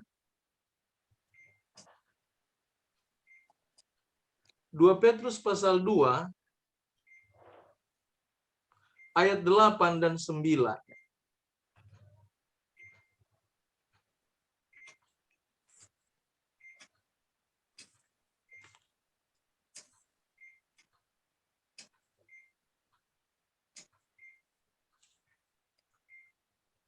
Maka sebab orang benar ini tinggal di tengah-tengah mereka dan setiap hari melihat dan mendengar perbuatan mereka yang jahat, sehingga jiwanya yang benar itu tersiksa. Maka nyata bahwa Tuhan tahu menyelamatkan orang saleh dari pencobaan dan tahu menyimpan orang jahat untuk disiksa pada. Tuhan tahu. Dan dia izinkan orang benar tinggal di dalam orang-orang fasik. Tuhan punya rencana mulia bagi mereka. Dan ada ayat yang lain yang sebentar saya juga lihat, yang dia katakan begini, bisa saja mereka Tuhan ada pelihara supaya mereka punya waktu untuk bertobat. Ada waktu bagi mereka untuk bertobat. Jadi umat Tuhan, memang kita tidak, jangan cepat-cepat kita ambil kesimpulan mengenai keselamatan orang. Tapi berusahalah semampu kita untuk menyelamatkan mereka dengan doa-doa dan ucapan syukur dan juga tingkah laku kita yang benar.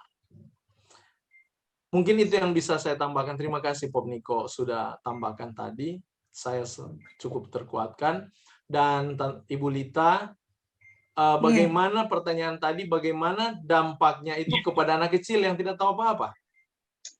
Iya, kan pastor kan bilang mungkin maksudnya tabur tua ya, kesalahan daripada perbuatan dia sendiri. Lalu bagaimana perbuatan anak kecil yang dia tidak mengenal apa-apa, tidak mengerti apa-apa, tapi dia menderita, penghidupannya dicerca penderitaan banyak.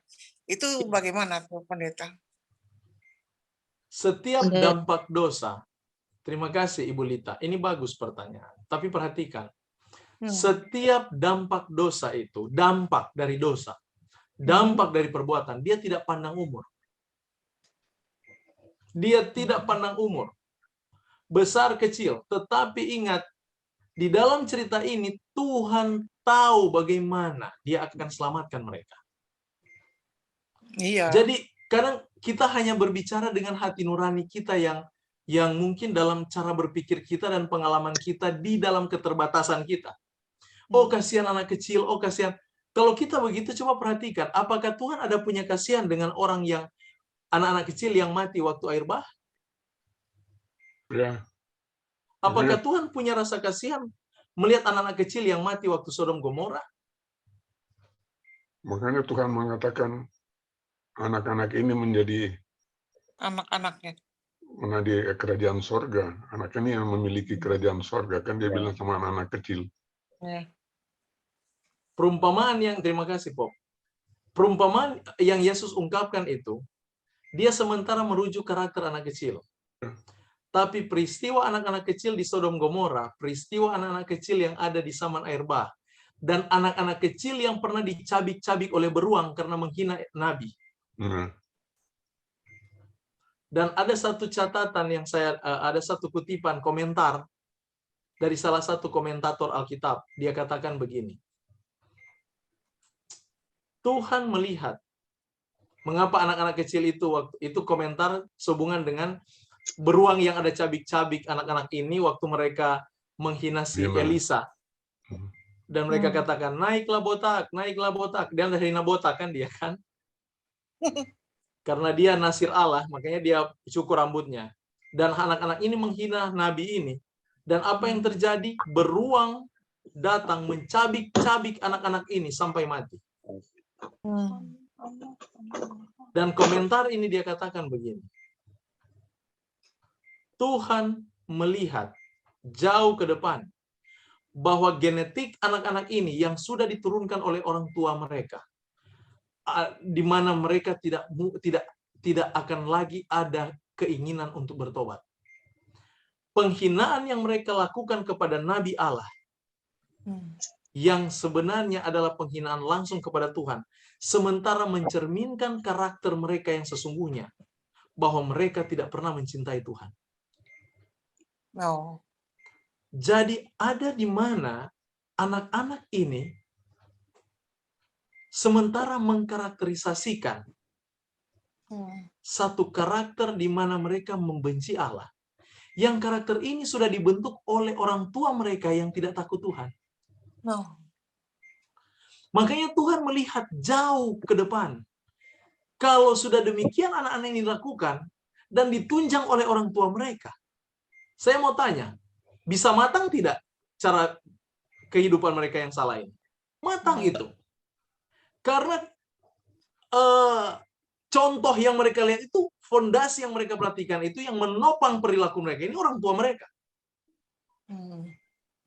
Ada kemungkinan terbesar juga ketika mereka melahirkan keturunan berikutnya, mereka akan lakukan hal yang sama. Dengan kata lain, dosa itu akan lebih terpelihara. Makanya adalah hikmat Allah sendiri untuk mengakhiri tindakan ini, jangan dilanjutkan. Makanya dibinasakan anak-anak ini. Makanya kalau ada anak-anak pun terdampak oleh karena dosa. Tapi kalau anak-anak ini dia bisa bertobat, dan Tuhan lihat ke depan anak-anak ini akan bertobat, dia akan selamatkan mereka. Nggak usah takut. Amin, amin. Dia akan selamatkan mereka. Amin. Tuhan tahu melihat. I see you. Makanya kita perlu untuk banyak berdoa. Saya sering berpikir di mana Tuhan berikan kesempatan saya bertemu dengan orang. Saya bertemu dengan anak-anak sekali. Saya bertemu dengan siapa saja. Saya percaya Tuhan punya rencana di dalam pertemuan itu. Saya percaya sekali hal itu. Karena setiap pertemuan yang saya buat itu, saya sertai dengan doa. Saya sangat sertai dengan doa. Dan saya percaya, setiap pertemuan yang Tuhan izinkan, Tuhan punya rencana. Bagi keselamatan saya, bagi keselamatan orang lain. Itulah mengapa kita diajar Tuhan ya. Saya sendiri, waktu saya belajar banyak mengenai apa yang Tuhan ajarkan di Alkitab, di sini saya belajar untuk menghargai orang. Mencintai orang yang sudah memusuhi saya, membenci saya. Saya sangat mencintai mereka. Karena saya tahu jalan Tuhan bagi mereka. Jangan cepat-cepat kita ambil kesimpulan. Bahaya. Mending kita berdoa dan berserah dan menunggu. Berserah, berdoa, menunggu. Itu paling aman. Terima kasih Tante Lita pertanyaannya. Semoga menjadi berkat. Sudah Pak Pendeta, mohon izin. Amin Tante Lita. Ya, Pak John. Silakan Pak Dokter. Ya, maaf saya nggak bisa buka kamera karena saya lagi tiduran nih. Kondisi Tidak tubuh lagi apa-apa, menurun. tidak apa. Lagi menurun nih. Jadi saya. Ya. Jadi mengenai Simpson ini, Samson ini atau Simpson ini, Simpson. ya itu memang sudah difilmkan dulu kan sudah difilmkan, masih waktu sekolah SMA juga sudah nonton nih. Tetapi di dalam cerita ini ada yang tidak tersentuh oleh Pak Pendeta. Mohon maaf. Iya, Itu apa-apa. istrinya, Delila. Oh iya. Kalau menurut saya itu adalah suatu iblis. Karena dia itu membujuk suaminya, Simpson, untuk membuka rahasia. Membuka rahasia supaya gimana kekuatannya dia terpusat. Nah, oleh karena itu saya pikir bahwa jangan kita selalu menerima bujukan-bujukan yang nggak benar. Jadi itu bujukan setan. Jadi Delila ini adalah, saya anggap ini sebagai suatu iblis. Makasih Pak Pendeta, itu pandangan saya aja. Terima kasih Pak Dokter. Iya, kenapa saya tidak angkat? Karena saya fokus pembahasan saya bagaimana cerita iman Simpson dan kinerja ilahi. Jadi saya tidak melihat bagaimana progres dia jatuh, tidak. Kita boleh ambil dari sisa yang lain. Bagus juga itu. Kalau saya mau angkat lebih tajam lagi, Pak Dokter. Baik, makasih. Kejatuhan Adam karena perempuan. Ya. Kejatuhan Simpson karena perempuan. Kejatuhan Salomo karena perempuan. Daud. Ya. Tapi jangan sampai kita karena begitu kita ambil kesimpulan, kita katakan berarti perempuan sumber dosa. Jangan. Ya, betul. Tapi dengan kata lain, perhatikan cerita Alkitab. Paling banyak amaran yang diberikan kepada laki-laki. Dan aktivitas perempuan di sana. Perhatikan, Raja Israel pun jatuh di tangan Isabel, seorang perempuan iblis. Kalau mau bilang perempuan iblis, dia yang paling iblis. Sampai Tuhan catat dalam kitab Wahyu, jangan kamu ikut perempuan Isabel itu. Dia tidak bilang perempuan Delila. Itu kitab Wahyu. Dia gunakan kata Isabel. Dia yang paling jahat. Jadi sebenarnya cerita mengapa Delila ini saya tidak sentuh juga, kalau kita mau lihat secara keseluruhan Delila ini, sebenarnya ibarat dia adalah cermin dari karakter Simpson itu sendiri. Dia cermin. Kalau kita perhatikan ceritanya, Simpson begitu bodoh 3 kali. Iya. Iya kan? Saya lihat si Simpson bodoh. Dibujuk, dan Simpson tahu. Waktu dia jawab itu, kok mengapa mereka datang untuk memenuhi akan kelemahan yang dia sudah ungkapkan ke Delila. Iya kan? Dan Delila menangis lagi. Kedua kali lagi dia lakukan. Coba perhatikan Simpson punya sifat dalam hal ini terhadap Delila. Mana yang bodoh di antara mereka berdua? Tapi di dalam catatan Alkitab, Simpson itu dikuasai Roh Kudus. Sekarang pertanyaan, masa orang dikuasai Roh Kudus lalu sebodoh Simpson? Tupai saja, dia katakan, keledai saja tidak akan jatuh di lubang yang sama. Betul tidak? Simpson lebih buruk dari keledai. Dia sudah lihat si Delila waktu dia mengaku, oke, Delila kan bujuk, kasih tahu dong kelemahan kamu. Dia kasih tahu. Jangan bilang-bilang ya Delila. Iya. Datang orang langsung pusat kepada kelemahan yang dia ungkapkan ke Delila. Sebenarnya dia mikir, loh, berarti Delila kasih tahu mereka dong. Mereka kenapa mereka tahu? Sampai 3 kali. Sampai 3 kali loh. Coba kita imajinasi kondisi Simpson ini. Tetapi sebenarnya ada karakter Simpson yang boleh kita baca dalam cerita ini. Makanya saya katakan, di dalam pasal 14, ini awal kejatuhan Simpson. Kesombongannya itu sudah ada. Makanya cerita di dalam pasal 14, dia sombongkan dirinya yang boleh dengan menggunakan teka-teki karena dia pernah menghancurkan singa.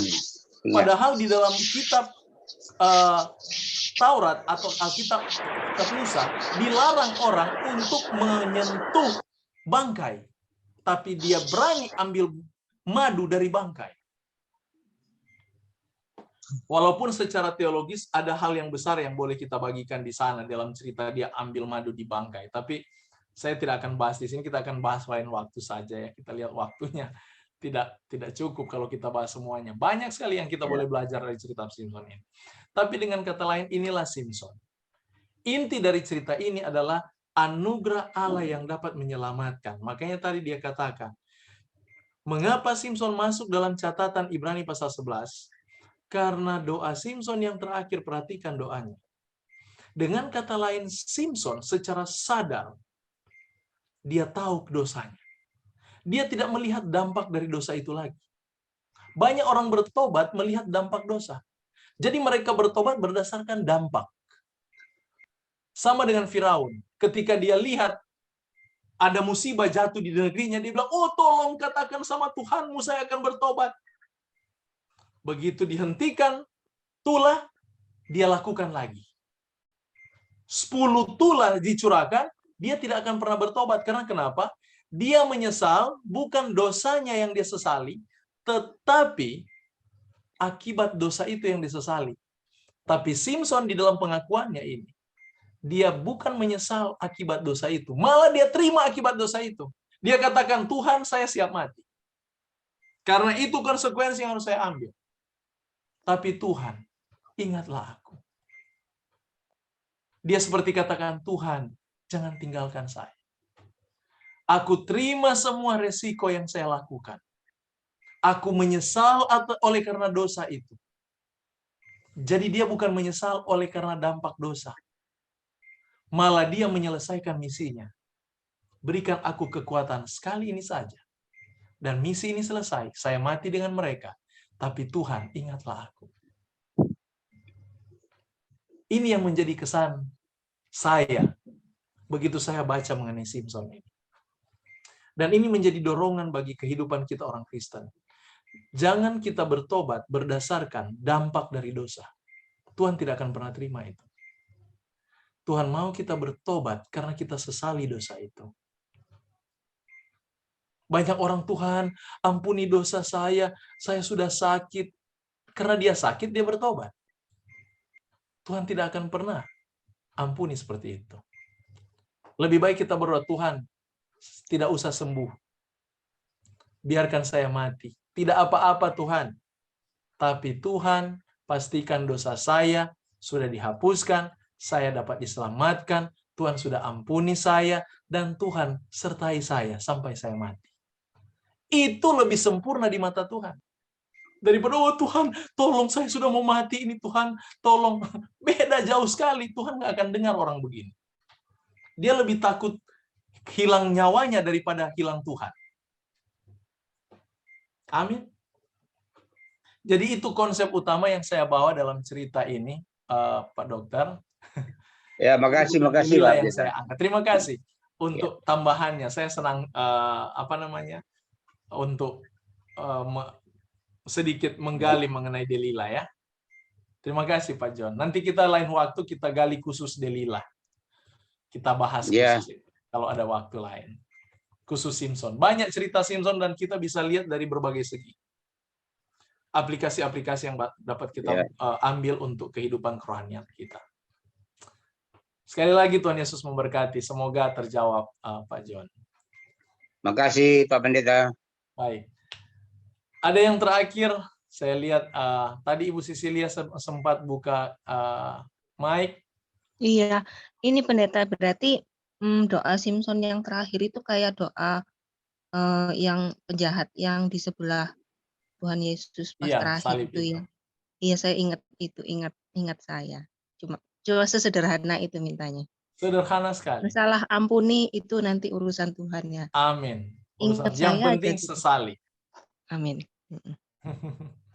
Ya. Karena kalau kita menyesali, bisa saja Tuhan sembuh. Kalau contoh begini ya, saya sudah sakit nih, sudah parah. Mungkin tinggal berapa hari lagi waktu saya hidup. Contoh ya, begitu saya menyesal dosa, dan kita siap untuk semua konsekuensi. Bisa saja Tuhan turunkan mujizat, sembuhkan dia dan berikan dia waktu untuk hidup lagi. Sampai sempurna doanya ini. Tuhan mau sempurnakan doa itu. Oh, Tuhan bilang, tidak cukup dia sampai mengaku demikian. Sekarang dia sudah menyesal. Saya sembuhkan dia. Dengan kata lain, kesembuhan yang Tuhan berikan itu adalah kesempatan baginya untuk membuktikan doanya yang menyesal itu. Bisa saja seperti itu. Atau sebaliknya, Tuhan bilang, oke, saya sudah tidak akan sembuhkan kamu, karena saya lihat kamu lemah. Tapi dosamu sudah diampuni. Saya akan izinkan kamu beristirahat. Bisa saja Tuhan seperti itu. Makanya jangan sekali kita kalau berdoa minta mujizat supaya sembuh. Stop doa seperti itu.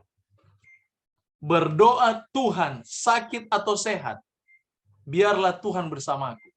Pastikan aku diselamatkan. Pastikan Yesus ampuni saya. Pastikan aku dengan Tuhan. Itu doa paling pokok. Ngapain kita disembuhkan tapi Tuhan tidak dengan kita? Sia-sia kesembuhan itu. Itu maknanya di dalam pertobatan yang sesungguhnya. Makanya saya katakan yang lalu, pelajaran yang lalu. Kalau kita sudah lebih memahami Tuhan, mujizat tidak lagi menjadi hal yang penting. Hal yang paling penting adalah hubungan dengan Allah. Hadirat Allah. Mujizat kesembuhan, mujizat itu nomor 2. Itu urusan Tuhan. Jangan kita paksakan Tuhan. Bukan kita tidak percaya mujizat, tetapi itu adalah hak prerogatif Allah. Mengapa kita manusia paksakan harus ada mujizat? Makanya kalau kita kenal Tuhan, itu lebih mulia daripada mujizat. Itu jauh lebih mulia. Kita mengenal Allah. Kita mengenal jalan-jalannya. Dan hal yang paling sukacita, kata pemazmur, berbahagialah engkau yang dosamu tidak diingat, yang sudah diampuni dan kesalahanmu tidak diingat-ingat lagi. Berbahagia. Dan itulah menjadi sukacita kita. Amin. Kiranya nama Tuhan dimuliakan bagi kita semua umat Tuhan yang hadir pada malam hari ini. Baiklah, kita akan tutup serangkaian ibadah kita malam hari ini. Bible study kita, dan tetap berdoa, tetap maju terus dalam bacaan firman Tuhan yang saudara sementara buat. Dan kita akan bahas kembali di hari Minggu depan dengan topik kitab Hakim-Hakim berikutnya. Dan saya lihat kita akan masuk juga sesudah kitab Hakim-Hakim, kita masuk kitab Rut. Ya, dan Rut ini adalah satu kitab yang unik juga. Ada Mika dulu. Hakim-Hakim Rut pasal 21. Dari kitab Hakim-Hakim terakhir 21 dan langsung Rut. Jadi inilah pelajaran boleh kita petik. Puji nama Tuhan untuk kesabaran dan juga untuk ketekunan saudara-saudara mengikuti Bible study bersama-sama. Sekarang kita datang pada doa. Inti doa kita, ada usulan doa atau ada kesaksian yang